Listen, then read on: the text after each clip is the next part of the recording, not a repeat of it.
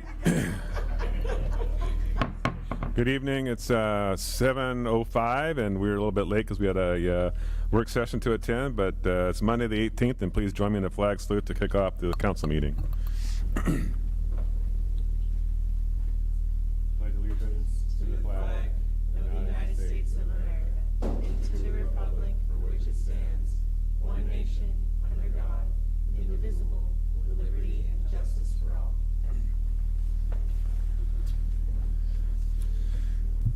Thank you. It looks like all council members are present tonight. Is there any announcements, additions to the agenda, declaration of ex-party contacts, conflict of interest, bias, etc.? Don't hear any. That gives us an opportunity for public comment. And before I call you up, I need to read this. The council will now receive public comment. We value the time and initiative members of the public take to share their thoughts with the council. The council's role during public comment is not to immediately respond, but to listen. If there's a follow-up necessary, we will direct city staff to do so. Remember that we're all model the way for our community, and we ask that everyone share their thoughts respectfully. Those who have completed a request for recognition form will be called one at a time to step forward or turn on the mic when they get to the stand and state their name and address. And please note that speakers will have 3 minutes to express their thoughts. Thank you. With that, Aaron Frickdahl, please.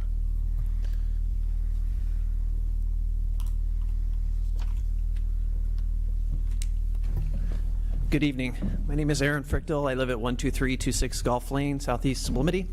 And I'm speaking about two different things. I'm here for representing RDS.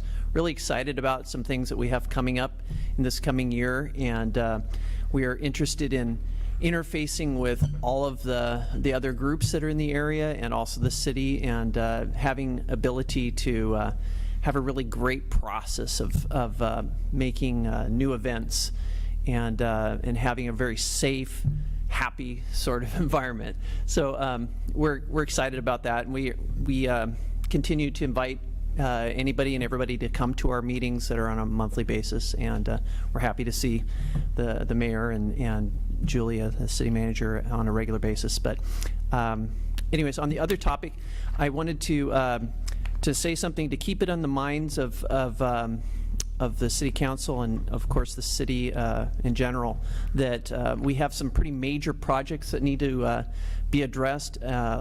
The streets are a big one, and I know from the meeting just attended that is on your docket or your minds, and being able to add it to potential large funding issues. But I know that there are many people that I've talked to that would classify many city streets in our area as third world country level. So I'd like to make sure that is definitely still on the mind of how do we fund that. And I would like to say that I'd love to see additional agencies or ability to access funds for different purposes, whether it be utilities, whether it be ADA, meeting ADA requirements, because to my knowledge there isn't any older city streets that meet ADA requirements. They're out of slope, and I know that there are a number of things that we have that need to be addressed with that, but just being able to rip it up and replace it with something that actually makes sense, I think really does need to be explored, and we need to look at ways of funding that maybe are outside the norm of how we normally do things, because 110 years to replace city streets is not workable. So thank you. Thank you, Aaron. John Mesa, come on up, sir. My wife said be nice. John Mesa, live at 427 North 3rd Avenue. I'm talking about two different things, but two of the same. Aaron just addressed the streets, but I'm going to talk about the new code enforcement officer that we have hired recently. She's been out doing her job, doing what she's supposed to be doing. However, there's got to be something in place for someone like myself who buys a building that knows that he's dealing with a sidewalk issue, and we had a previous administration we were working with that never got the answers back to the solution we were going to deal with the sidewalk. So that's been left open. And then when you receive something in the mail that sounds, you know, the thing the mayor just said, be respectful. We receive a letter or an email or a letter that says, I have 2 weeks in which to repair a sidewalk. And most of us all know, good luck getting a contractor or a concrete company to come in within 2 weeks to repair something that's, gosh, I don't know how long that sidewalk's been there. So for me, owning the building for 8 years, I did address it with city planning. I worked with Dan Fleischman in detail. Obviously, he's not here. I'm just saying something in code enforcement's got to be in place. There got to be some kind of record that says, hey, this guy's working on it. We don't need to send him a letter. He's already been proactive and is already has been addressing the issue. However, the correspondence got to be equal because I'm saying the city administration has to be open to hearing when we come down to respond to a letter, that instead of just saying this is the way it is, you have to deal with it, I want it done. There's got to be a better way to handle that. Now I want to address the streets in our town, as Aaron has said. My main is obviously going to be 3rd Avenue. However, I take a look at the town in whole, and addressing the sidewalk and the streets, we have a serious safety issue.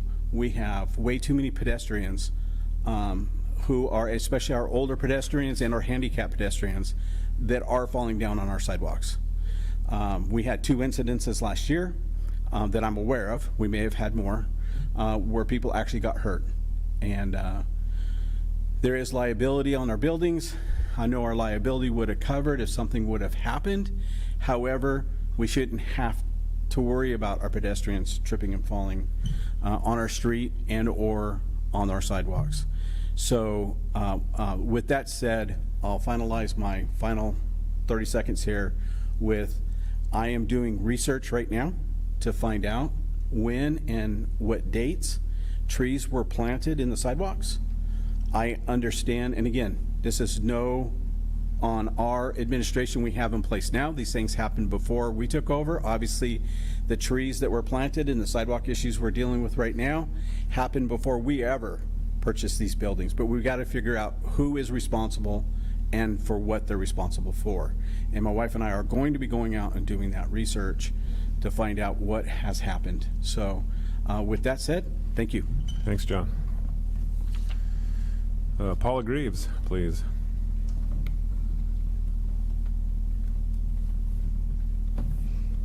Thank you. I also have just 2 short things. Paula, can you just state your address, please? Yes, one of my concerns is the increase in the trash. Being a senior citizen on fixed income, and I live in a 1519 Fern Ridge Road, Thank you. Stayton. We have people in our park, the majority of them are retired people. And we've got several different prices in our trash pickups. And it's kind of we have to laugh at it because what can we do? But they told me to come to the council meeting and ask why there's been such an increase. And I've had people ask me why, and I haven't a clue. I don't know. And so being on a fixed income, it's extremely hard. And along with everything that's gone up for a lot of us, it just wiped out our cost of living raise this year. I got $59. My rent went up $59. Trash went up. My electric went up. So, you know, I'm back to square one. I'm just one of 300 people. You know, it's very stressful and very hard for us because we just can't do it. My other concern, real quick, is at the hill on 3rd and Fern Ridge by the cemetery. There needs to be, coming west, needs to be some type of light, blinking light, flashing light before the speed limit sign of 35 miles an hour, because you get a lot of residents from the assisted living coming across that street, and that is a blind hill. And as we know, we lost one of our citizens last year that got hit there in his wheelchair. But people just don't think of that, which is very sad. So I would like to see somehow, like they do at the schools, a flashing light or something, a higher sign, something to identify that crosswalk, because the crosswalk isn't doing it. And a lot of elderly people, especially the ones that have dementia, they don't think. They don't remember they've got to stop and, so, yeah, that's all. Thank you. I think we can help you with that one in about 5 minutes. Thank So you. it's on the agenda for tonight. Thanks, Paula. That's okay. All right, anybody else that didn't sign up? Okay. Didn't. 6th Street. You want Or to, do you run the title? Real quick, come on up. No, I'll tell you what I did.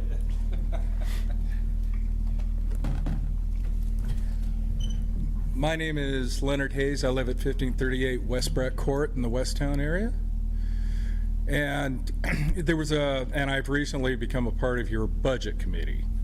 Okay, well, so I've been coming to meetings and trying to pick up things and kind of catch myself up and get the idea of city council and the basic, because I really never have done it. And now I'm newly retired and need something to do, so I was kindly asked if I did. There were a few meetings back where 6th Street was brought up, and you, Mr. Mayor, even went, wow, yeah, okay. And I don't know exactly, I'm assuming the biggest one you talk about is between Washington Street and Marion. Even though I started clear up on the hill at the cemetery and I kind of went down, and it's like you see everything. Of course, things at the St. Mary School is all very nice. They have to really be up to code on safety with their street, so that's really, really nice. But I have to admit, I was really surprised because I kept going, and the minute I got past Washington Street, I was glad I was in my four-wheel drive. That's all I'm, kind of say about it. And then you look at some of the side streets on there. And so, bottom line, it is one of the oldest parts of Stayton, there next to the park, all the streets in there. Just, yeah, some kind of fix or safety, anything that goes within a budget, just bringing it up. So nobody forgets. thank you. Okay, you're welcome. Yep. Thank you, Mr. Hayes. Appreciate that.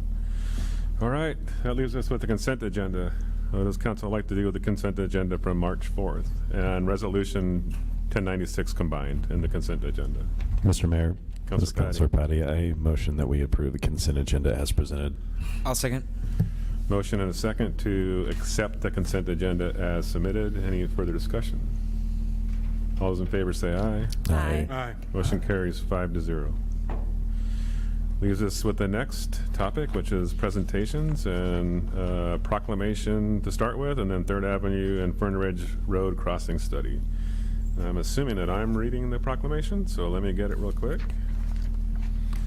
And so this, before the City Council tonight, is the proclamation in the matter of proclaiming April as Child Abuse Prevention Month. This matter came before the State and City Council at its regular scheduled meeting of March 18, 2024, to proclaim April as Child Abuse Prevention Month. Whereas every child deserves to live in a safe, loving, and caring family environment, and whereas in 2022, there were 10,711 reported victims of child abuse and neglect in Oregon, of which 1,098 were victims in Marion County. And whereas we stand together as individuals, organizations, and government agencies to commit to preventing child abuse in our county by raising awareness throughout the community and by educating and supporting caregivers, and whereas we assert that strong families in safe, stable, and nurturing environment free from violence, abuse, and neglect are essential for children's optimal growth and success, which ensures a secure future for our communities, where the needs of children are a priority and the needs of families are met. And now, therefore, the State and City Council ask everyone to commit to protecting our children and does hereby proclaim April 2024 as Child Abuse Prevention Month. Dated this date, 18th of March, 2024. Thank you. That goes to the next presentation. Julia? Lance, were you going to tee this up, or do you want me to introduce them? It looks like, okay.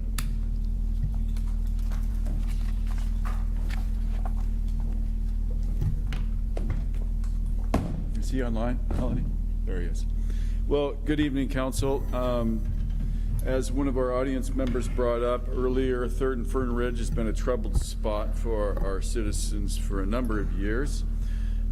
Prior to losing a life here 2 or 3 years ago, we've known about that intersection long time. We studied it during the Transportation Master Plan, and we know there's problems out there. I think the mayor brought it to my attention probably 3 years ago, along with some additional citizens that came and asked for a study to take place at 3rd and Fern Ridge.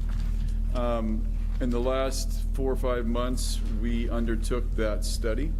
Kittleson Associates looked at 3rd and Fern Ridge and looked at the different alternatives that we could perhaps mitigate that issue. And so tonight, I have Caleb Cox with Kittleson Associates on the horn, and he's going to break down the study that they did and show you guys recommendations, alternatives that we can perhaps go forward with, and answer any questions you have about it. But the study has been done. Caleb. Sorry, and just as a reminder, I believe that Melanie emailed you copies of the study last week, I believe, so you might have had a chance to look at it, but if not, it's in your email. Go ahead. Sorry, Caleb. Oh, no problem. Good evening, counselors, and thank you, Lance, for the introduction. Real quick before we start here, I'm trying to share my screen and getting a note that the host has disabled screen sharing. Wondering if that's something we can enable for the presentation here. They're working on it, Caleb. All right, thank you.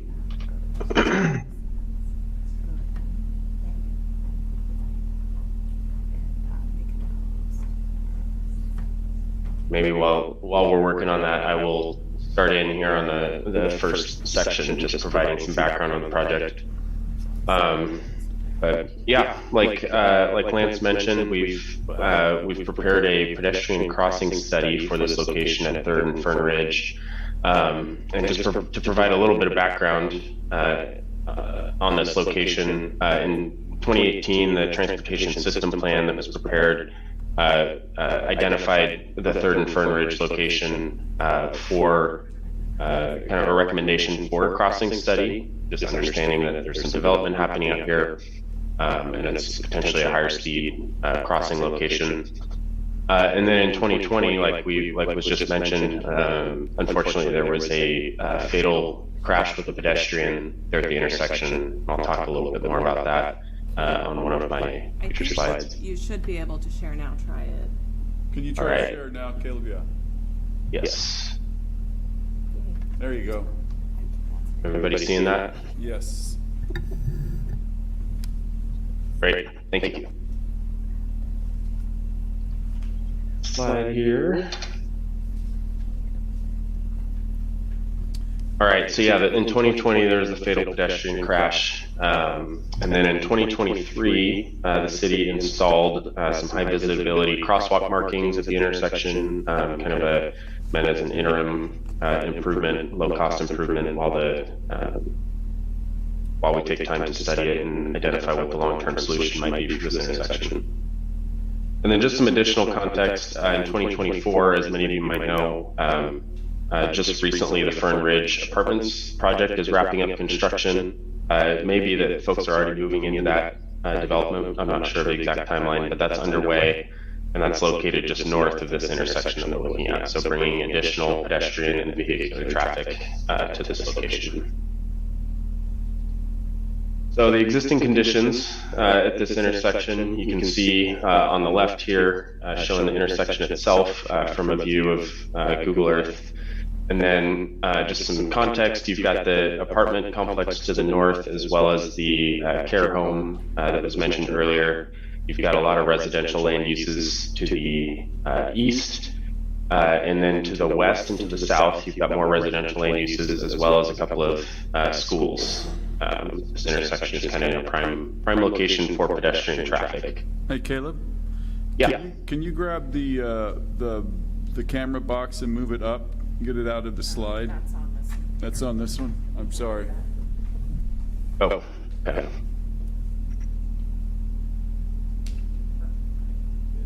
There we go.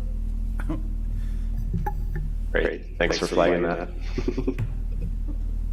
All right, and then here on the left, or on the right side of the screen, this is a picture as of, I believe it was November of 2023. You can see some of the additional yield signage there and yield markings and crosswalk stripes, just to kind of that interim measure to increase the visibility of the crosswalk. There is a 50-foot crossing distance here from curb to curb for pedestrians. So it's a 3-lane wide street with bike lanes. So it's a decent length for pedestrians to cross.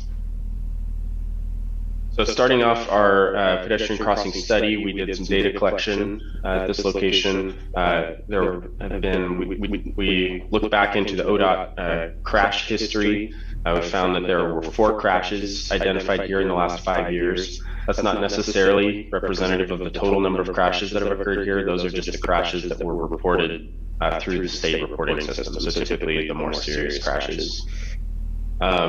As we mentioned, one of those crashes was a fatal pedestrian crash. There was a man in a wheelchair crossing Fern Ridge Road, and a vehicle failed to yield at that location. And then just looking at, as part of this data collection, we also measured the speeds along the corridor.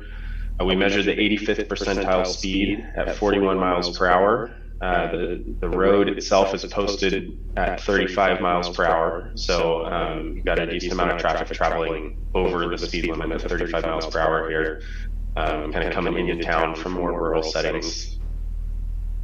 We found 5,500 average daily traffic. That's the total number of vehicles traveling east and west on Fern Ridge Road. And then between the hours of 12 p.m. and 6 p.m., we counted 14 daily pedestrian crossings. Keep in mind that pedestrian crossings can vary pretty widely seasonally. These counts were collected in November. It's a colder time of year, potentially less crossings in November than you would see in the middle of the summer. So a lot of this data becomes inputs for our analysis, and we do this analysis based on a couple of different national guidebooks. I won't go into too many of the details about how this is done, but there's 2 national guidebooks, one from FHWA, the Federal Highway Administration, and the other from NCHRP, related to enhanced crossings at intersections here. Some of the key factors that go into this study are speed, traffic volume, pedestrian traffic volume, crossing distance of the roadway, number of lanes of the roadway, and also sight distance of the intersection, just visibility for folks at the intersection. So these inputs go into the study, and the idea is that it provides not necessarily a prescriptive approach, but it provides guidance on things that should be considered in order to improve the safety of a certain pedestrian crossing. So what our study found, yes, go ahead. I just want to add, that last slide was really hard to read, which I'm sure is, you may have known that, but I just want to ask either Lance or Caleb if we can get a copy of the slide presentation so we can send it out to Yeah, I think council. I had Melanie bring hard copies for everybody. Never mind. Thank you. Do you guys all have those? All right. Yeah, and if not, just let me know. I'm happy to send it over. And yeah, I wasn't intending for this to be legible necessarily. Sorry about that. Just wanted to indicate this is kind of part of the Excel spreadsheet process that we go through. Thank you. All right. Yeah, so some findings of this analysis, kind of taking those 2 different approaches. We found that, this location is a candidate for enhanced crossing treatments for a few reasons. There's a few key factors that contribute to that. One, it's a 3-lane road section, so there's naturally a longer crossing distance. It takes pedestrians a longer amount of time to get across the road. And then in conjunction with that, you've got vehicle speeds exceeding 40 miles per hour. 35 miles per hour is kind of a key threshold in terms of safety for pedestrians. And when you're looking at speeds exceeding 40, combined with a location where you have a lot of pedestrians crossing, it's prudent to be looking at ways to improve the safety there. The crossing is also located at the top of a crest vertical curve. I think this is something that I think it was Paula mentioned when she was at the stand there. But yeah, you're coming up to the top of a hill as you approach this intersection. So while there is an appropriate amount of sight distance based on an engineering study, it's barely enough based on that study. And when you're coming over a hill at high speed, it can be easy to not notice markings on the ground or pedestrian crossing or waiting at a sidewalk. There's also a number of pedestrian generating uses nearby, including schools, homes, the assisted living facility, as well as additional apartment buildings going in currently. And then I already mentioned this earlier, but it's important to remember that there's likely going to be seasonal adjustments to pedestrian traffic based on weather. So the recommendations that we came up with, there were kind of two options that we considered. Ultimately, both of these kind of fall under the purview of a enhanced crossing. And we looked kind of the differences in merits between a RRFB, which is a rectangular rapid flashing beacon, versus a PHB, which is a pedestrian hybrid beacon. And so, real quick, Caleb, Yeah. the one is in front of the middle school. We have the RFFB at the middle school now. That's that light. That's what we would be installing up there if we could. Proceed. Thank you. Yeah.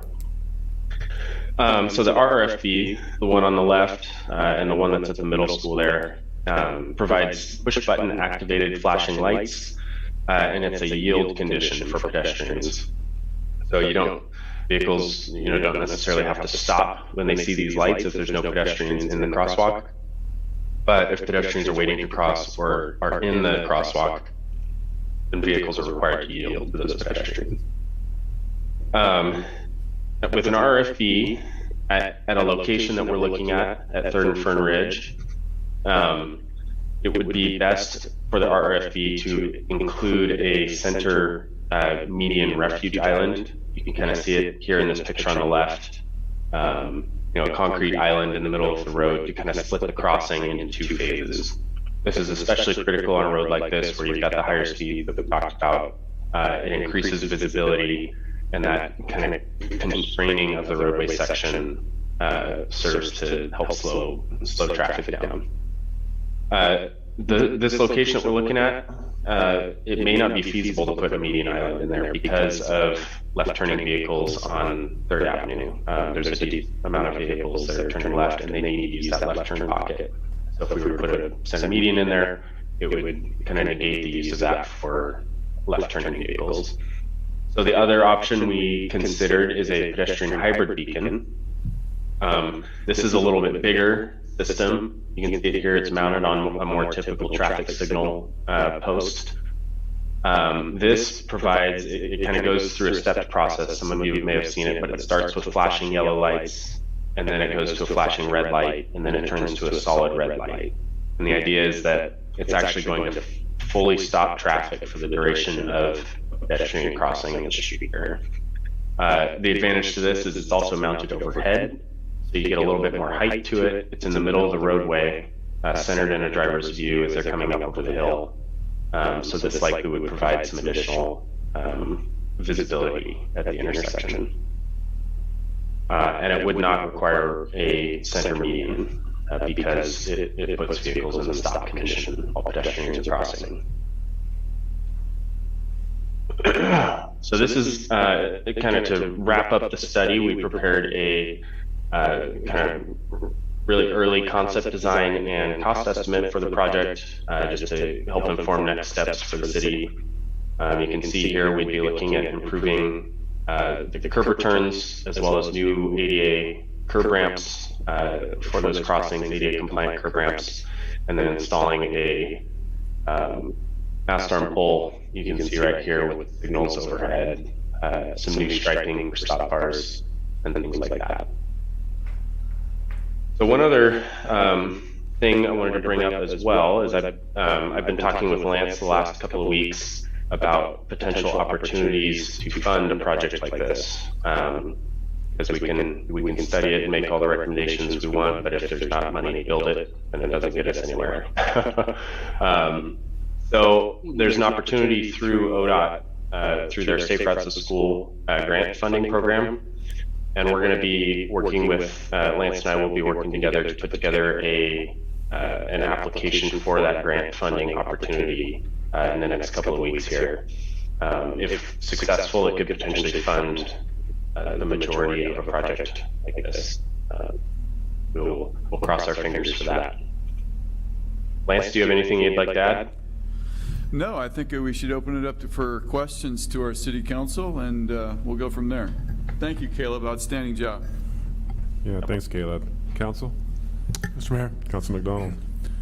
Caleb, you said both of these different signal types are push button activated. Is that right?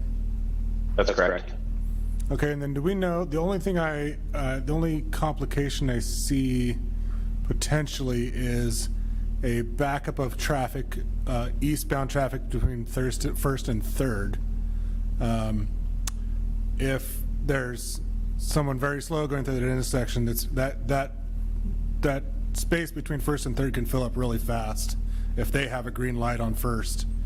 And what I'm assuming that crossing is not going to be an extended period of time, but the only complication I see is if that backs up all the way to First, and then people are stuck in the middle of the intersection on First down the hill.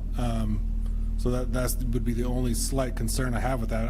I still think this is a necessary thing we have to do, but I don't know if the traffic volume there, if part of this study would tell us if that kind of event would happen very often.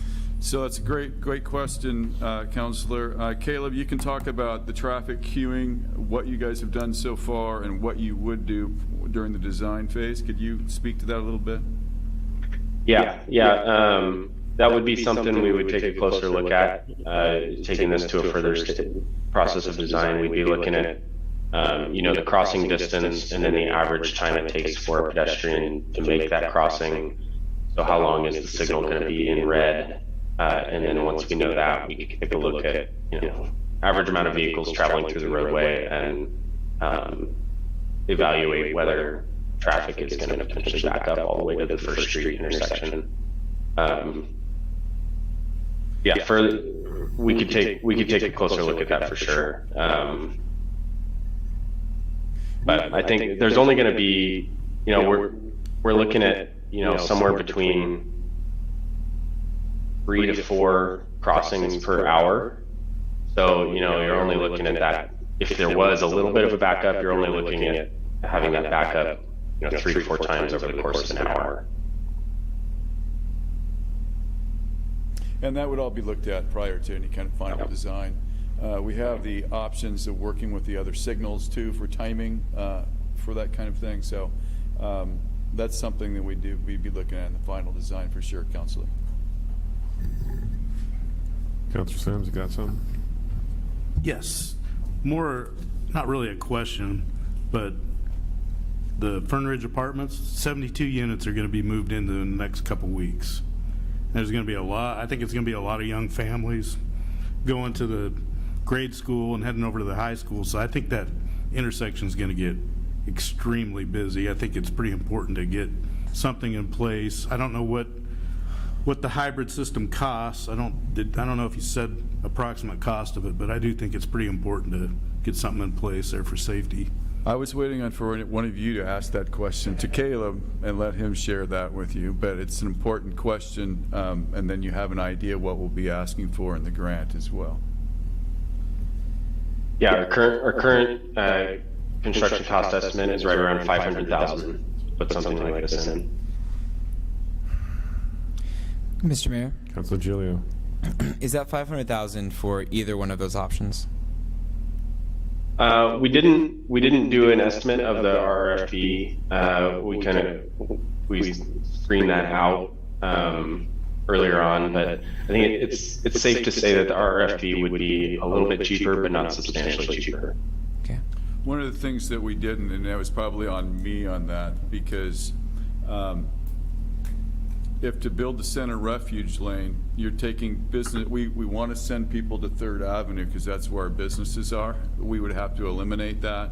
They'd have to go down to First and go down, which isn't, not out of the way, but that's what we'd have to do. We'd have to eliminate that left turn there, and we didn't want to do that. So the cost difference, I didn't feel was going to be great enough to do that, but obviously we can change that. Makes sense. Mr. Mayor. Councilor? So I understand why you want to have that center median, but is it because of the distance that you need that, and is it required with that distance? I'll let Caleb take that. He went through a scenario driven in the model, which Okay. talks about that. Caleb, can you answer that? Yeah, definitely. It's a combination of factors. Crossing distance being one of them, speed being another big one. If you had this identical intersection more in the center of town, in a location where you've got 25-mile-per-hour speed limits and maybe the 85th percentile speed is 30 miles per hour, then it's less critical to have that center median in place.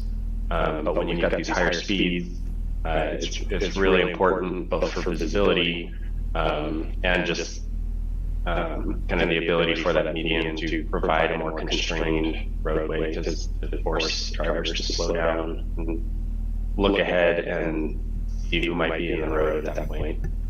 Yeah, the key on this is it's at a high point, and it's really hard to see anybody coming either direction. I don't have the data in front of me, but I know you probably do, Caleb. What were the 85 percentile was 41, but what were some of the higher speeds that went through that intersection? Oh, I'd have to get back to you all on the exact numbers, but if at an 85th percentile of 41, that means 15% of people were going faster than that. It's not uncommon to see in the 60s people upwards of through that intersection. 50 That's something, not yeah. much time to get out of the way. So. Yeah. Mr. Mayor. Councilor Patty? Thank you. I was just curious, Lance, real quick. You mentioned that you were pursuing a grant. I didn't hear a total. I was just curious if you had one preliminary-wise. The grant, how much we'd be requesting? I'd have to see what the match is, Counselor, but the 500,000 is the engineer's estimate for that. So whatever the match is, we would be reducing it by that much. It might be more, but Caleb, do you have more information on that? Yeah, for smaller communities such as Stayton, the match I believe is right around 10%. And then there's even an opportunity if it's near Title I schools. I believe they can reduce match down to 0. And could it be a full cost of the project, or is there a maximum amount? Yeah, they could potentially fund the full cost of the project, including both design and construction. If our school money can go towards both. Okay, good work. Councilor? Thank you, Mr. Mayor. So speed on that road is still going to be an issue, though. So have we considered, I didn't see anything in here, like trying to reduce speeds. We have the flashing lights going out, Golf Club Road that flashes at you when you're going over a certain speed. When you're going into SIO, there's a sign that flashes at you when you slow down. Have we considered any of those type of things? Because the speed limit does decrease.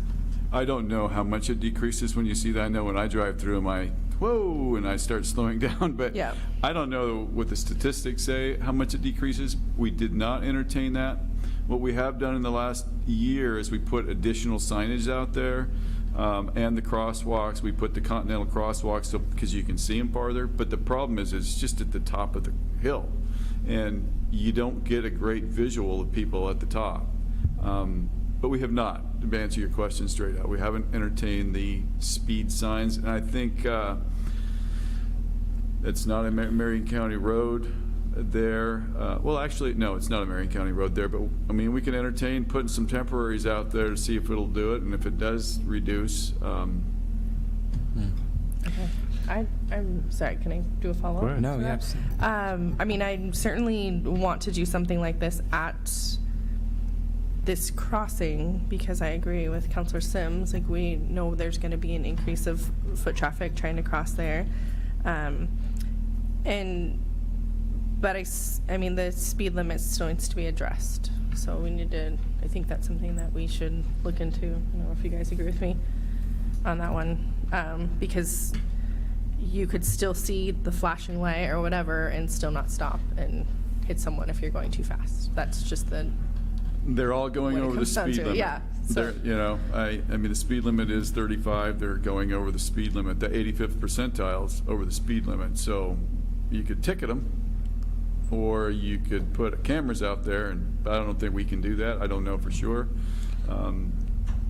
We can look at putting those out there, though.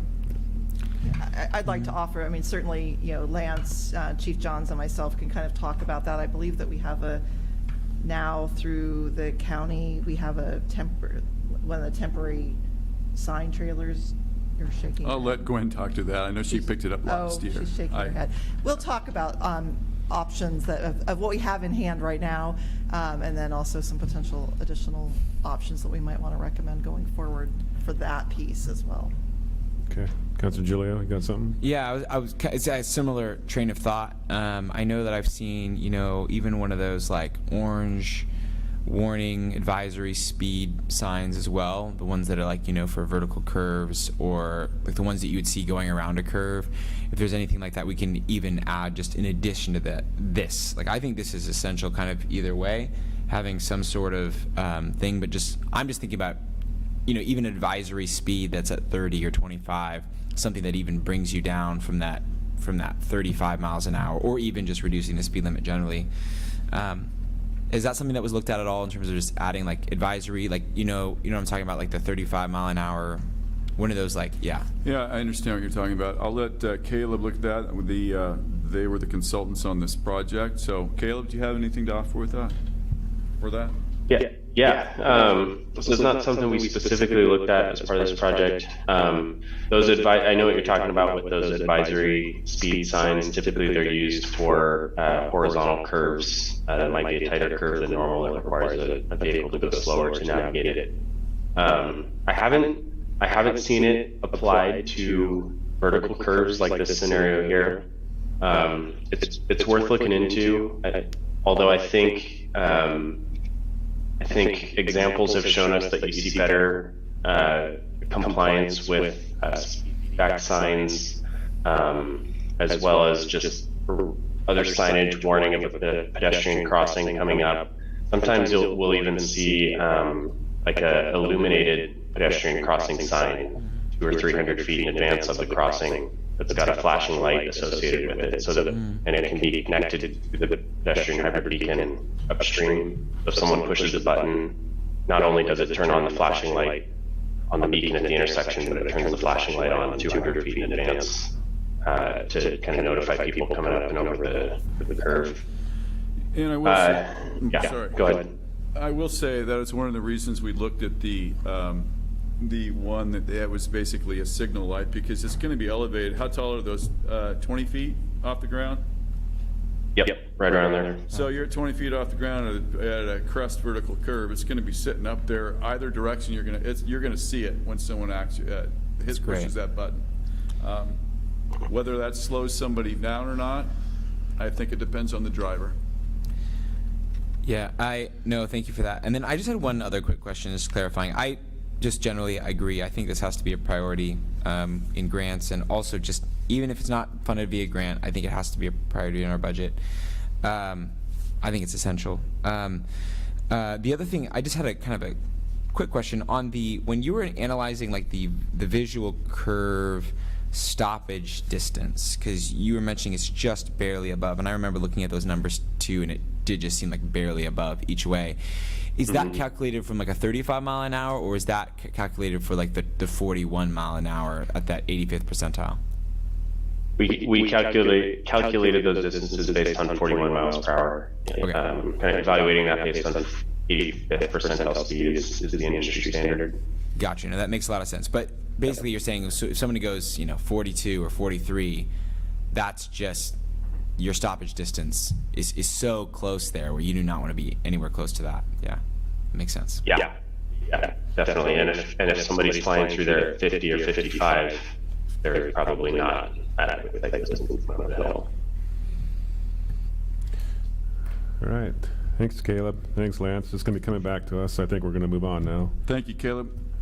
Thank you very much. Have a good Caleb. evening. Appreciate it. That leaves us with the next discussion. I'm sorry, public hearing, which there is none, which takes us to general business, which is marijuana business hours. Julia? Yeah, so this is a follow-up to a follow-up. So if you recall, a while back we had somebody come and provide public comment. They own a marijuana, retail marijuana facility, and they wanted to explore having the hours open longer than our code currently provides. The council at the time said, we'd like to know a little bit more about why it was established the way it was. I did some research, prepared a memo to council, and then just sort of in my staff updates reminded you that you had the memo and asked if you wanted to discuss it further. And at the time, there wasn't discussion, but at the last meeting or a few meetings ago, it was decided that we wanted to have that more formal discussion at the council level. So in front of you is essentially the memo that I had previously provided with a little bit more detail. One, council had asked for the election results at the state, county, and city level, and at Marion County, Measure 91, which was the 2015 ballot measure that legalized the sale of recreational marijuana, it failed at the county level 51%, 51.56%, and in Stayton it failed 56.4%, which would have allowed the city at the time, if they wanted to prohibit it, put it on the ballot to consider prohibiting it, but the city did not at that time. I'm not sure why, but that was the decision that was made, and the city proceeded to develop code language for time, place, manner regulation, which is what they did. And then also in your packet, so I gave a little bit of background of some of the discussion and some quotes of what was said in staff reports at the time. We also had some comparisons with other cities in the area. That's on page 12 of your packet, or page 3 of 4 of the memo that I provided. Provides a variety of cities in the area or of similar sizes, and lets you know whether or not they prohibit them or have opted out or not, and if they have not prohibited them, what the hours are. And then finally, there was a question at the council meeting, just kind of wanting to know about whether or not we could also do, if it would be appropriate to do alcohol limitations similar to this. So I had Ross give me some analysis. The short answer is included in the packet, which is that it's significantly limited by law in a different way than the marijuana sales are. I also provided you today the memo from Ross that's more of a legal memo. I didn't include it in the packet because it's attorney-client privilege, but I do have copies here if you needed that as well. That kind of gives more detail as to the why it's treated differently. So with that, it's really just council wanted to have the conversation about whether or not you wanted to have, you wanted us to kind of explore changing the hours further, and if you do, then I would recommend, some public process to get input from the community on what they would like to do, but that's up to you as well on the level of public involvement you would want to have in that discussion. Thanks, Julia. So this is another opportunity for public comment specifically on the marijuana business hours. If anyone wishes to give public comment on that? Doesn't sound like it. Okay, council, what do you have a discussion about? Mr. Mayor? Go ahead, Councilor Giulio. Yeah, so I just wanted to kind of give a little bit of my perspective on this. When I've considered, running and thinking about city council just generally, I remember this happening when it was going by, and to me, this was one of like the case in point of what I did not like about the way that some decisions had been made under previous administrations in our city. To me, this is the case, because to me, I am 100% a localist. So when I think about how to make a decision, the number one thing that I want to look at is not necessarily even my personal bent on an issue, but where the voters have spoken. And whether, opinion has changed since then or not, I don't know, because there's not necessarily a lot of data around that issue, and so there can be a public process that we could pursue. But to me, when this happened, I remember seeing, the city had denied this on the ballot by over 12 points, and then it was denied a chance for them to do the same thing, which they would have done, because they just had had just voted to not allow it by 12 points, but that decision was not given to the voters. Where in all of these other cities, as you can see in this illustration, in the data that was provided, that was referred back to the voters, right? And you have a number of cities. I'm sorry, I'm losing. I don't have my thing today.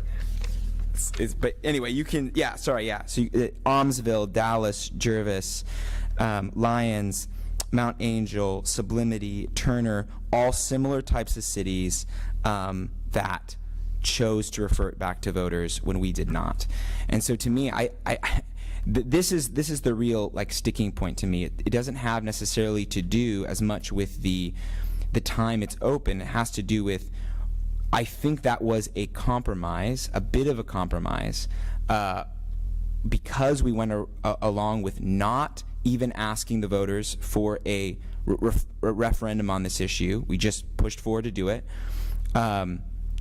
It seems to me that that's where this number comes from, because it doesn't make sense. Even the rationale that was provided by the manager at the time doesn't quite make sense. And so to me, I'm just not for continuing to extend hours and continuing to extend the availability of marijuana in our community when I believe that the voters spoke clearly on the matter. That has nothing to do with my personal opinion. That has to do with how we value and weight the importance of the voters in our community. Mr. Mayor. Councilor Patty. Yeah, correct me if I'm wrong. I seem to remember that somebody had a license already prohibited, or not prohibited, but they had obtained a license from OLCC in the community to dispense marijuana prior to us having any kind of prohibition on it, and that was the reasoning? That's my recollection. Thank you. And then in addition, there was also, I think, the chance to prohibit it, but then you would be excluded from revenue sharing as well. That's my recollection. Right. So just from a pragmatic standpoint, I think I come at this one. And that is this is legal in the state of Oregon. And it was allowed to be sold in the city of Stayton, and it still is being sold in the city of Stayton. And now we have business owners in the city of Stayton who are, it looks like, disadvantaged compared to other jurisdictions. I have a problem with that personally. On a personal level, I think that, absolutely, the citizens spoke years ago about how they felt about marijuana. I absolutely think that's changed. It's just my opinion. But I think we should look at the other cities and how competitive this is for them and how disadvantaged these business owners are in the city of Stayton compared to these people. So that's kind of how I come at this. Now that it is legal and, putting all my other personal opinions to the side, that's kind of where I come at this personally. Okay, thank you, Councilor Patty. I think the distinction at the time, as my memory serves, was there was a distinction between medicinal and recreational. And at the time, the current business in town was approved for medicinal, and that's what the revenue stream was focused on at the time. So that's, I think, was the conversation. But Council, anybody else? Councilor McDonald? Yeah, Mr. Mayor. Yeah, you're correct about that. Prior to 2015, the medical marijuana licenses were provided, all over the state, and obviously prescriptions were written for those people who could benefit. Now, And I've said all this before, and I'll say it again, but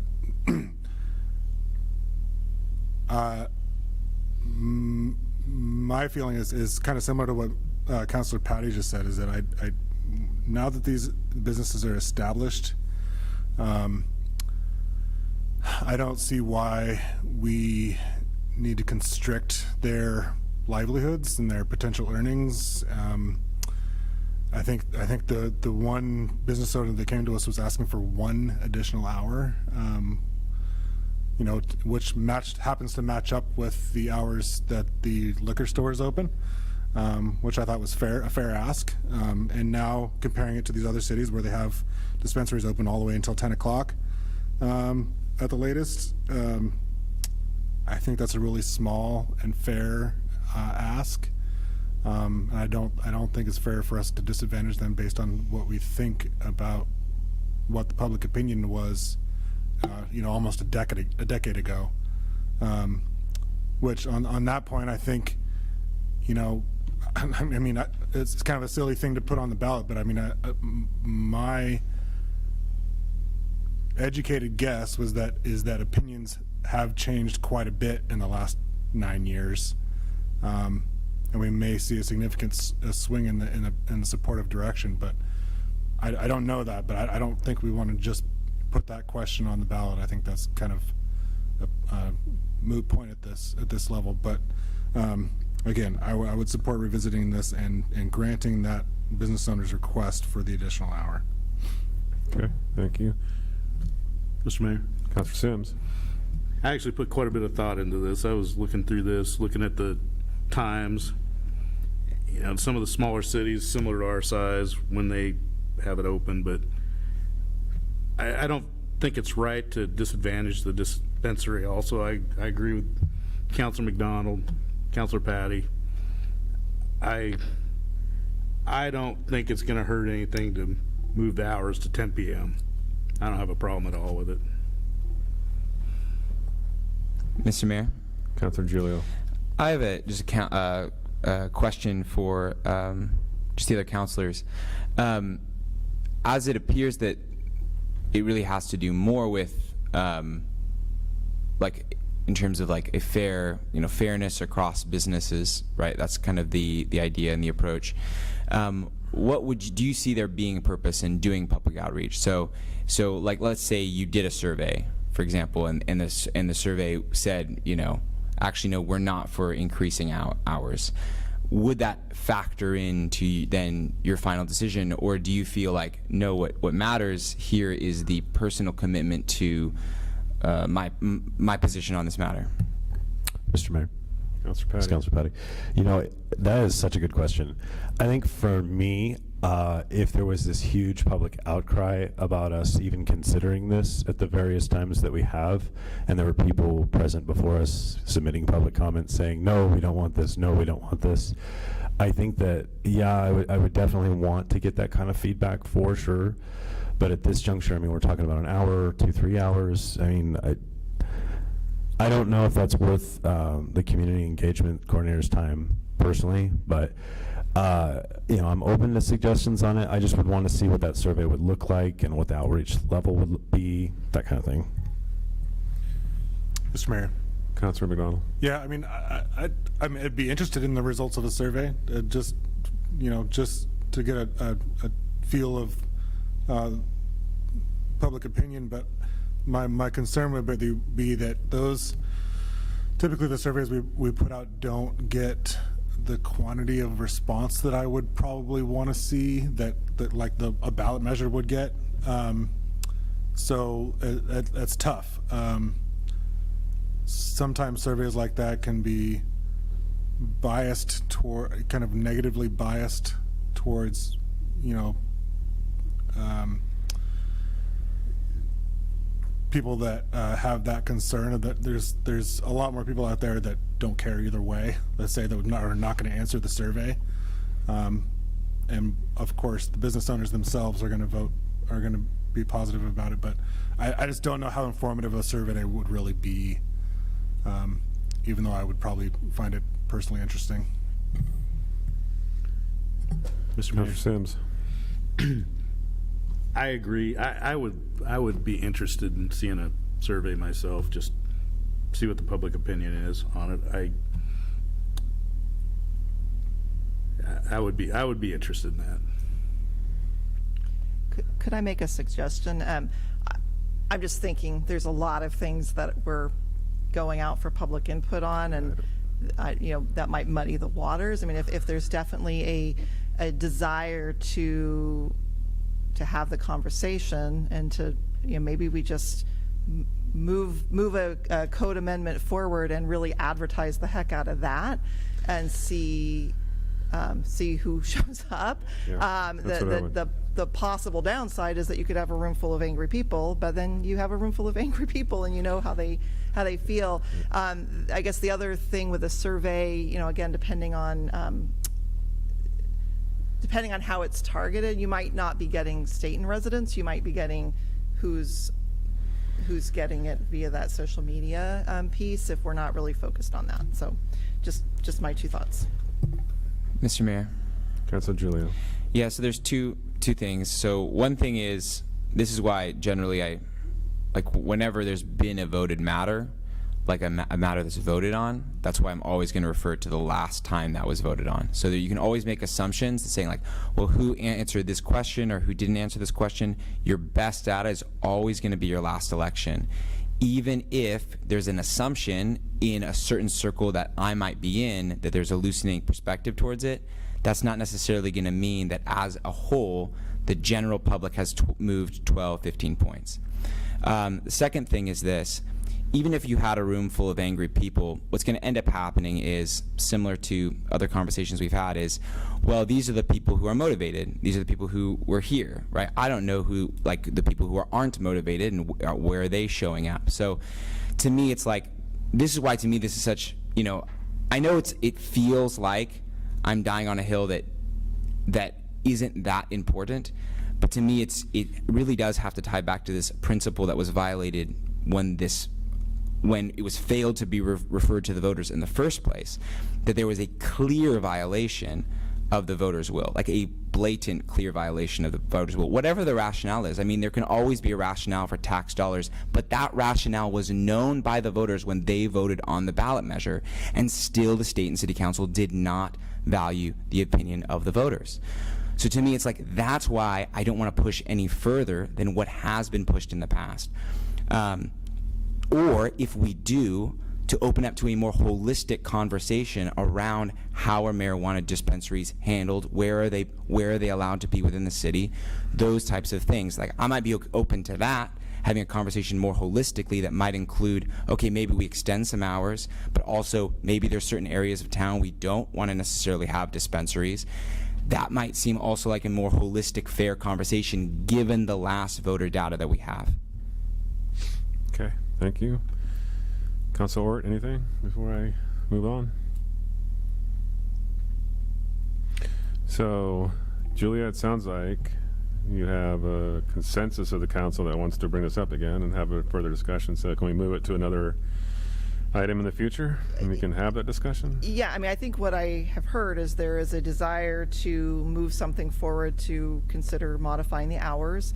And I have heard that there isn't a desire for a huge amount of public involvement, that we will do the appropriate, we will notify it, we will probably do a little extra notification, but not necessarily having, town hall meetings, surveys, work sessions in preparation of this. And it really is fairly simple. It's your code amendment to change 7 to 8 or 9 or 10, and you guys ultimately will decide what that hour is. And we'll probably move it out a little bit further than maybe necessary, just to give us the opportunity to do some additional advertisement outreach to groups and that kind of stuff. So I think I got direction. Works for me. Okay. Mr. Mayor.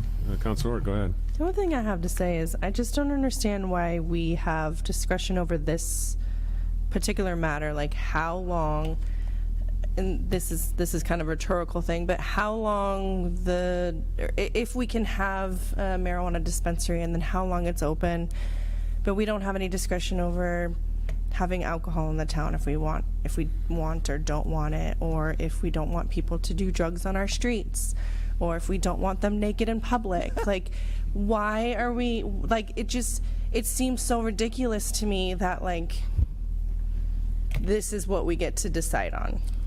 So I would And that's be all I have to say yeah, about I mean, I would encourage you to read them if you haven't already, to read the memo from Ross that kind of gives, there's just different OLCC rules versus No, you know, I get marijuana rules, but we no, can I certainly get have that, him but I'm just come and- saying, it just seems when you look at it as a whole, it just seems very ridiculous that I don't know. Does it matters? But also, like, does it really matter if we can't even stop people doing illicit drugs on the street? So. I understand that position, Councilor Ort, 100%. Thanks for that commentary. All right, Julia, good? Yep. All right, that leads us to communication from city staff. So I have a few things, and I'll look just to see if there's anybody. I don't know if nobody. Okay. Just as a reminder, because I got an email, it's time to do your SEI report filing. You hopefully have all gotten an email from the state on that. April 15th is the deadline. The school district, I think you also got an email from Alyssa on this last week, is doing their strategic planning, and they have a session on March 20th from 6:30 to 8. They're trying to limit it for quorum purposes to just 2. I know Councilor Patty indicated he would be happy to attend, and as the liaison to the school district, that makes sense. I didn't know if there was another counselor who was planning on attending. I just want to make sure that we discuss that openly so that we don't have you know, all of you guys show up. Yeah, is there another counselor that intended to go? Okay. If, Councilor Ort? I wanted to know, is this like a one-time time commitment thing, or is this like an ongoing? No, this is, Councilor Patty, go ahead. I'll speak a little bit to that just because I kind of watched the deliberations on them doing this. So it sounds like this is going to be kind of an ongoing process, but I don't think there's going to be a huge time commitment of a lot of meetings. This is probably a one and done for a while type deal. And that, my understanding is that, so they're doing their strategic visioning, and so they're doing a lot of outreach to a lot of different groups, and I think that this is one of those, and so there might be other opportunities to provide your input as well, even if you aren't able to attend this particular meeting. Is that your understanding? Yeah, as that's well? my understanding too. The other thing too is I think that it's important that the city is well represented as the district formulates their strategic plan, because we want to make sure that, you know, they're considering the things that we have going on here, and then, you know, plans that we have ongoing. So it would be good if we were well represented, but I'm happy to go by myself. That's okay too. What was the date of that? Wednesday. I can go to it. Okay. I'll go. Thanks, Councilor Ort. That'd be awesome. That takes me out of it. Okay, just a few more things.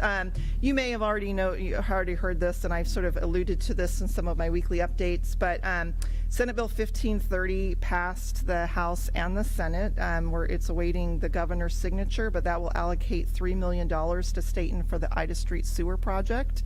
And then we also, the federal government passed their budget, and so in that we have a $1.8 million essential earmark, congressionally directed spending for stormwater improvements at the industrial area in West Stayton.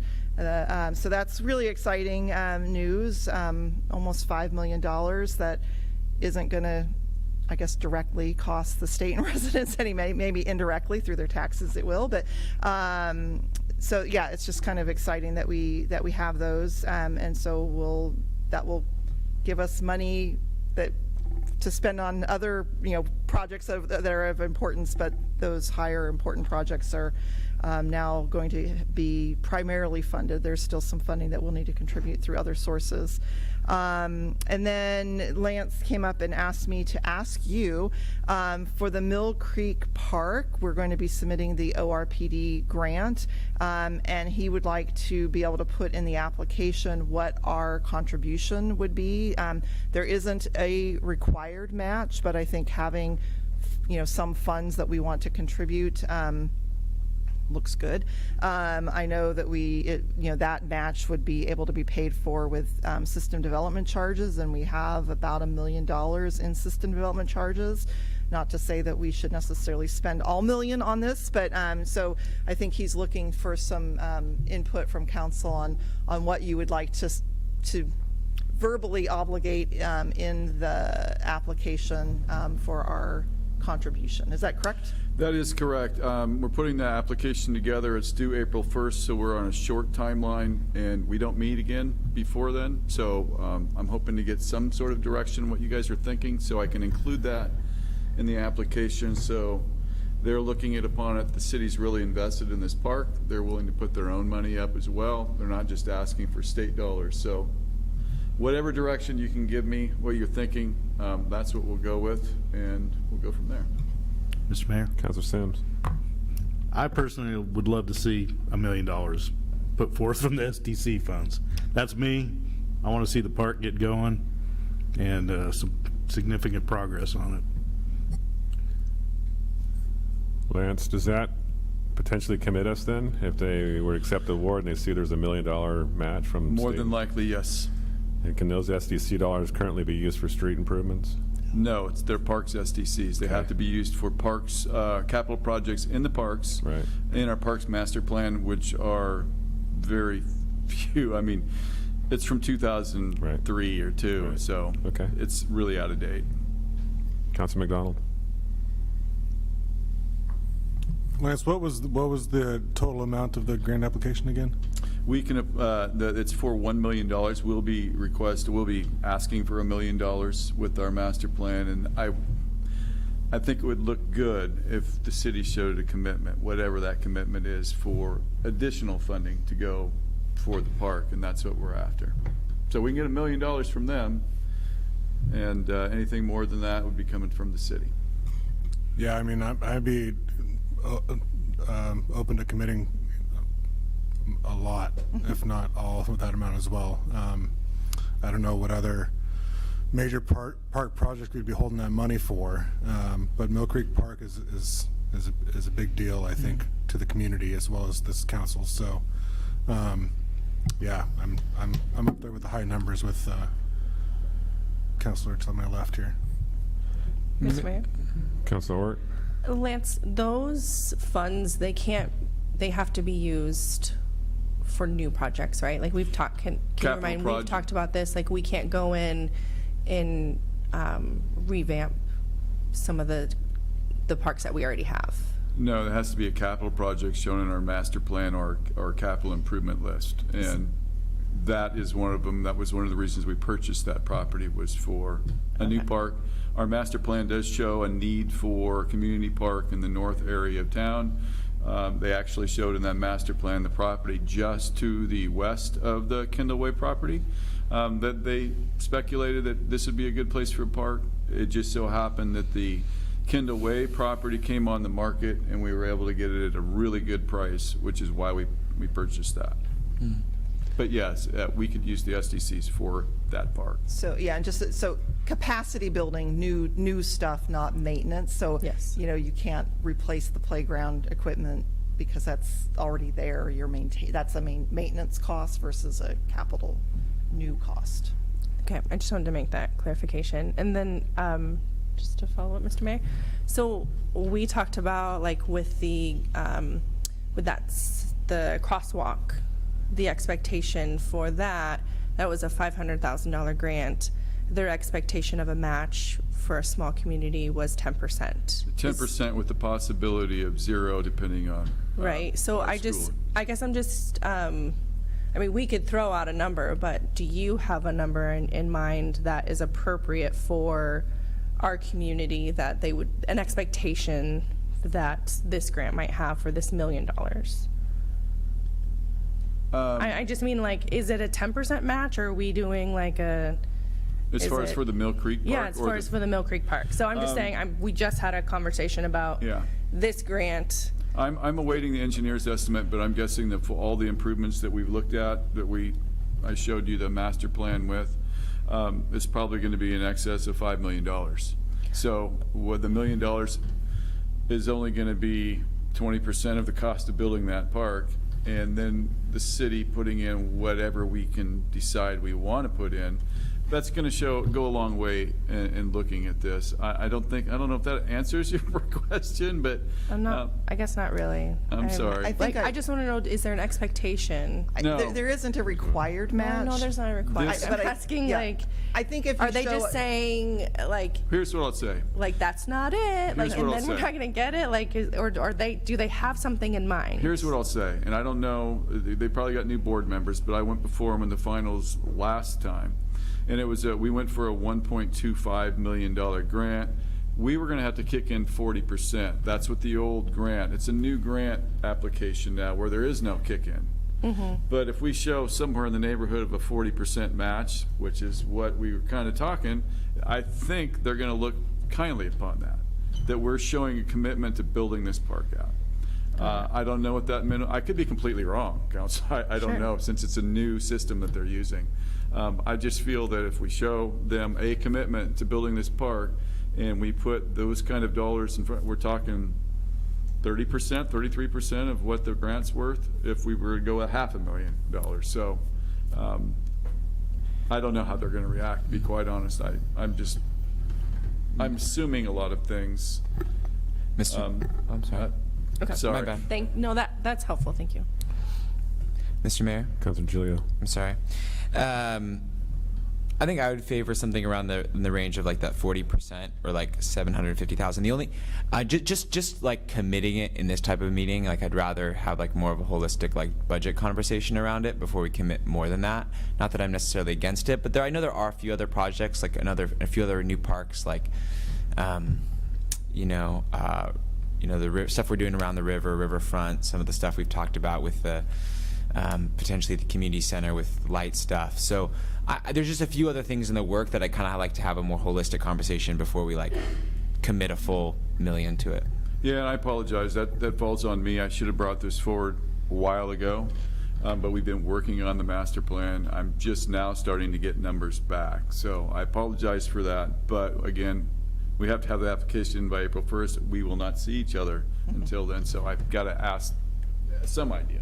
And I guess to Councilor Giglio's comment, if you offer less, that doesn't mean you can't spend more. It just means that you're not saying that you'll spend more. Mr. Mayor? Councilor Work. I think I would be more comfortable either around that 400, 500,000, only because I would agree that I don't want to commit all the money that we have, and then I want us to get the grant, definitely, but in case there is something that we do need or want to spend that on, I don't want to not have those funds. Okay. I know it's important, and I totally get your excitement, Councilor Sims, but I want to be a little bit more conservative. Mr. Mayor. Councilor Patty. Thank you very much. Hey, Lance. Just as far as this goes, and I might be getting over my skis here, as far as like a fish mitigation measure in a park, can those SDC funds be used for that? No, that fish mitigation that we show in that master plan will not be part of the engineer's estimate. That's for a different project. Okay. But we had to show it. Sorry, just crazy idea I had. Anybody else? As far as what I'm, just real quick to follow up, on what I'm willing to commit, I'm kind of with these guys as far as keeping this conservative, but I am okay going a little further. I think my number is closer to 700,000 or 800,000 as far as what I'm willing to commit right now, just so that we can get this grant and get this project going, because this has been a community want and need for a long time. I want to be clear. I'm not asking you guys for a particular number. I'm hoping you guys can come to some sort of consensus. That's all I'm really asking. I mean, if it's 100,000, it's 100,000. I just need to put something in the application, which is why I'm here. So I was actually going to suggest a motion to make it more formal, but you're saying that you don't need it to be that formal? I just need, for my own personal, putting it in the application and getting the application in with something I know I can hang my hat on if we do get the grant. Gotcha. And I come back, oh, okay, I need 500,000 or whatever it is from the city council, that they're not surprised. So we do need a number. That's kind of All right, council, let's get a number. Mr. Mayor?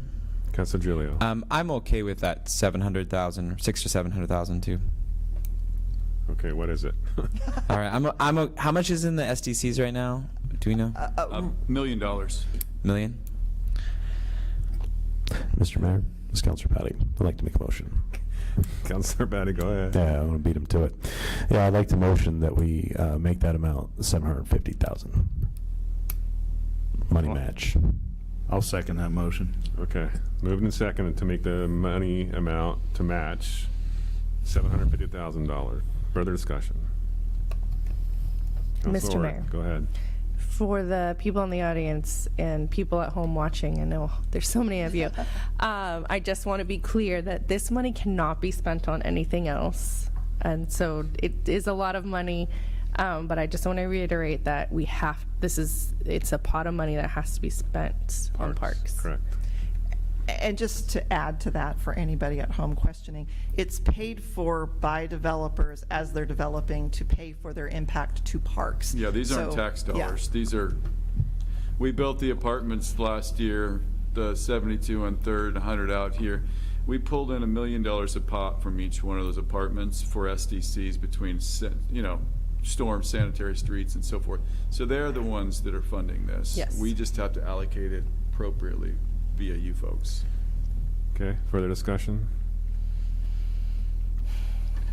I want to be a little more conservative, but I'm going to vote yes on it. Okay, So, so all those in favor of making the dollar amount for Lance's application for the grant funding, $750,000 from the Parks SDC, say aye. aye. All those opposed? Motion carries 5-0. Lance, there Thank you go. all. I appreciate it. I know it was late notice. And with that, thank you. Yes, sorry to throw that at you. That is all that I have under communication from city staff. Thank you. Now is an opportunity for communication from council and the mayor. I'll let the council go first if the council has anything. Mr. Mayor? Councilor Sims, go ahead. All right, I just was going to remind, it's real quick. Councilor Patty, go ahead. As April is going to be Child Abuse Prevention Month, this is a topic that is near and dear to my heart. I just want to remind everybody in the audience that if you are aware of any child abuse in the state of Oregon, please contact 855-503-7233. That's 855-503-SAFE-7233. Thanks, Councilor Patty. I would just weigh in on that for real quick. As a requirement as a public official, we all are mandated to do mandatory reporting, so just a reminder there. Councilor Sims, go ahead. Yeah, I wanted to bring up something that John brought up with the code enforcement on the sidewalk issue, because that's been bothering me for the last hour. So, because I would not want to be in that situation, but I think that's something. There may have to be a discussion with our code enforcement officer and the chief and yourself and maybe the council, but that seemed a little unreasonable for a 2-week repair on rebuilding a sidewalk. So. And I could speak to that a little bit. I will say I have not spoken to them about this, so I know of the issue, but I haven't had any conversations with them. I think that's their standard code enforcement letter. Here's a violation. You've got this much time to correct it. But as you recall, hopefully from when we had the work session with her, there's a lot of flexibility. There's a lot of kind of communication and back and forth and grace period. And I had conversations with Jennifer Siciliano about this and making sure that we know that there could be some grace if more time is needed. While that is what the letter said, and I know that they've had conversations on that, that is not being enforced in that way. So I guess I can say that. I know that they are looking at some other options, including the neighborhood improvement grant option. But it is something that as we might need to have those conversations about. But as John said, they're one of the reasons why she's starting to do that and sort of take it block by block is because there have been people that have tripped and fallen in this area and in that area and had some injuries. And so we want to try to encourage people to take care of the sidewalks in front of their business, which is the requirement. Everybody is responsible for the sidewalk in front of their property throughout the city, including residential. Mr. Mayor, oh, sorry. Go ahead, Councilor Giulio. I'm sorry. Mr. Mayor, and I've thought about this too, and it's been bothering me too. To me, there's nothing like, and I know that and I don't know what this means for us, but there's nothing to me that feels as hypocritical as you need to fix your sidewalk when we have bombed out streets, you know, that haven't been fixed for 110 years. And I think that's the like heart of the frustration, is that as a property owner, you're held to a different standard than the city is held to. And so I don't know exactly what the solution is to that, but and really factoring that in to potentially how we enforce these questions is, you know, how are we taking that, how are we applying the same standard that is being applied to the city? Yeah, and we can certainly talk more about this, and it sounds like we might need to. I need to circle back because I've been on vacation for a week, so I haven't talked to Jennifer about this particular issue since before I left, so I don't know where it is at specifically. So, you know, we can talk about that, but I am fairly certain that there has been some leniency in the 2-week period.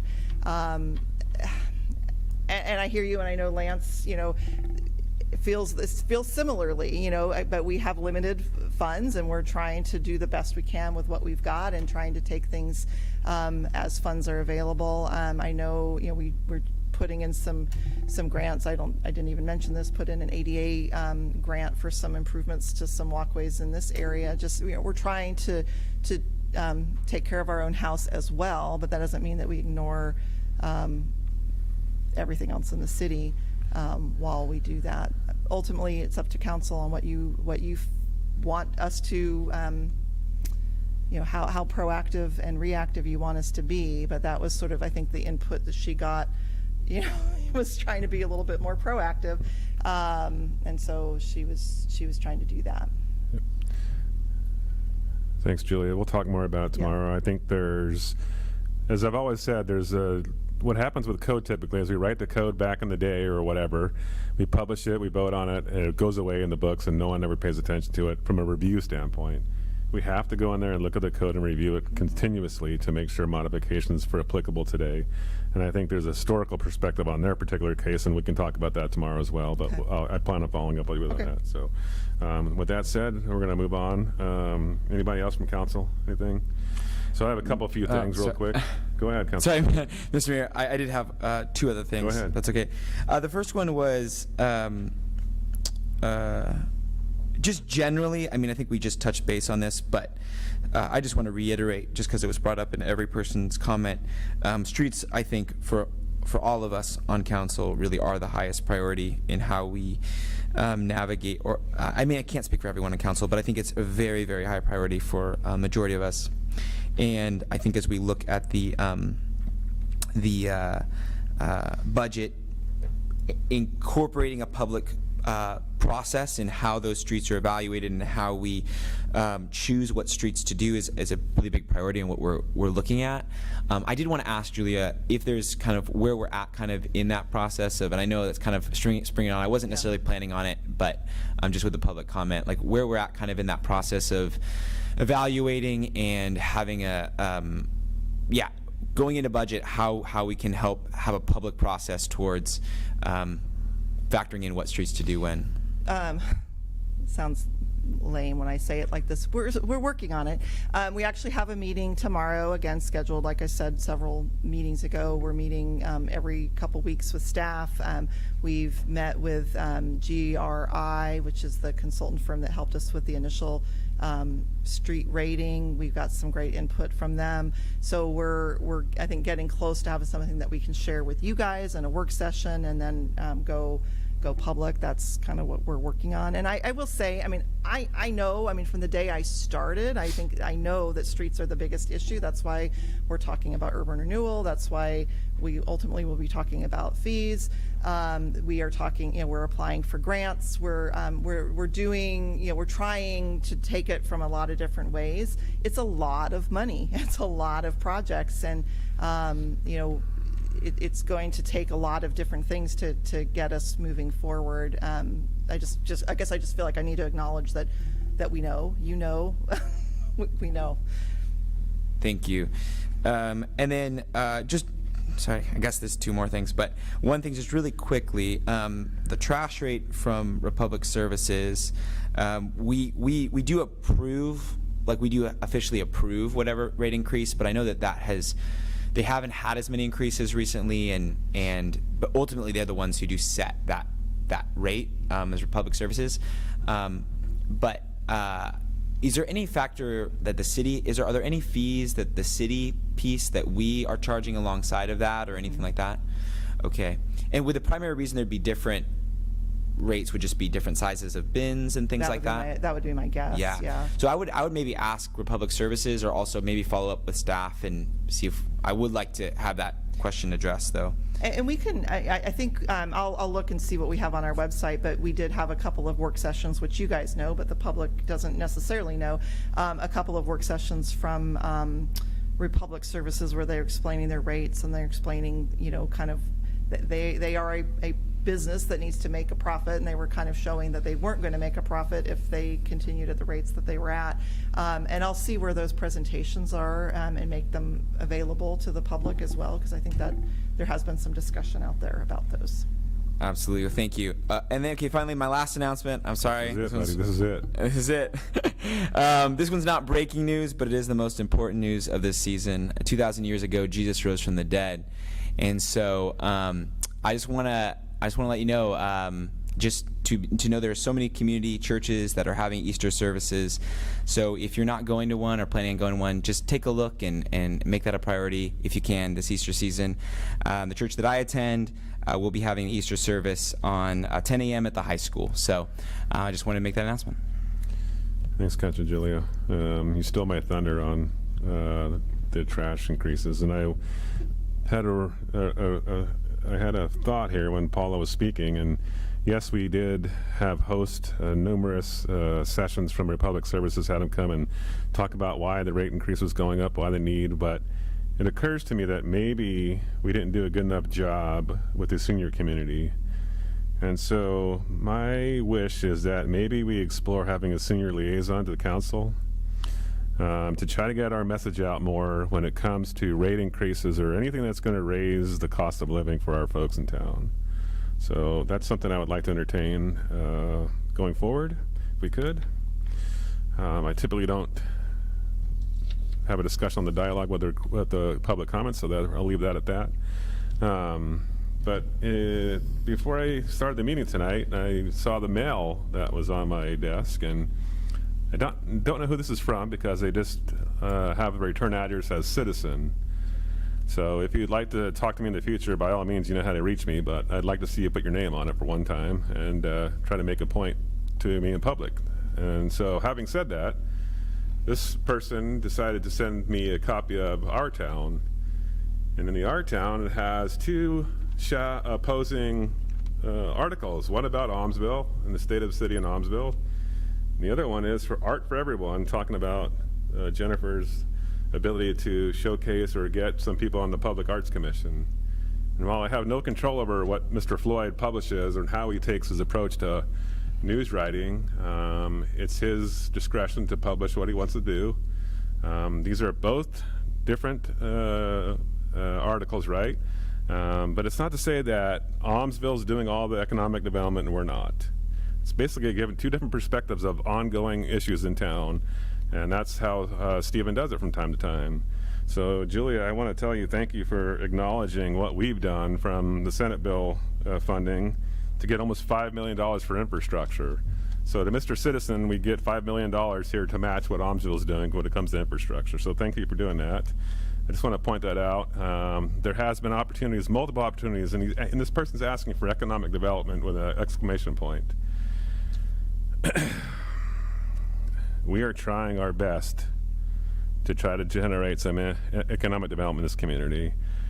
From my standpoint and Julia's standpoint of going and having multiple discussions and multiple visits to the Santiam industrial site to try to see what those folks are doing, to be excited about that, to all the meetings we have with RDS and trying to facilitate with them and make sure we understand their concerns and the programs that they're doing to try to put economic shot to the downtown. They've done such a great job.